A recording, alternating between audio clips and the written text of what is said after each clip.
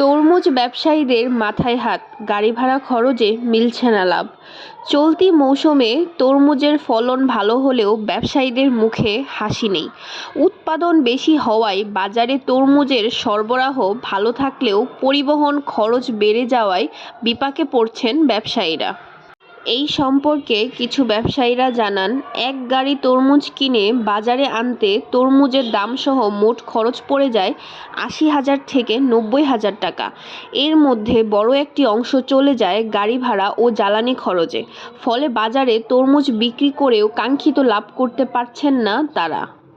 তারা আরও জানান, যদি জ্বালানির দাম কম থাকতো তাহলে তারা আরও খুব সহজে পরিবহনের মাধ্যমে বাজারে তরমুজ এনে আরও অধিক লাভ করতে পারত।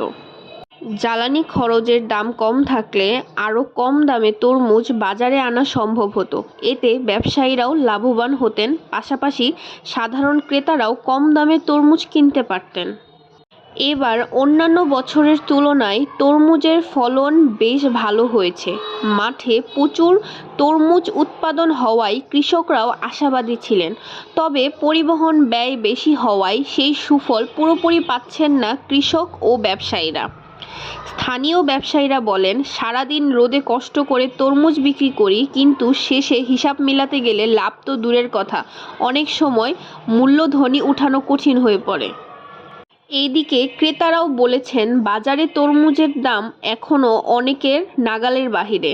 তাই দ্রুত পরিবহন খরচ কমানো ও বাজার নিয়ন্ত্রণে কার্যকর পদক্ষেপ নেওয়ার দাবি জানিয়েছেন সংশ্লিষ্টরা। তরমুজ ব্যাপারীরা বলেন, যদি জ্বালানির বিষয়টা কোনোভাবে সমাধান করা যায় তাহলে আমাদের তরমুজ আরও ভালোভাবে আমরা বিক্রি করে লাভবান হতে পারতাম। ক্রেতারাও বলছেন, গরমের মৌসুমে তরমুজের চাহিদা বাড়লেও দাম এখনও সবার নাগালের মধ্যে আসেনি। ফলে অনেকেই প্রয়োজন থাকলেও ইচ্ছামতো কিনতে পারছেন না। সংশ্লিষ্টদের মতে, কৃষিপণ্য পরিবহনের ভাড়া কমানো, সড়ক ব্যবস্থার উন্নয়ন এবং বাজারে নিয়মিত তদারকি বাড়ানো গেলে তরমুজ ব্যবসায় নতুন গতি ফিরতে পারে। এতে কৃষক, ব্যবসায়ী ও সাধারণ ক্রেতা সবাই উপকৃত হবেন।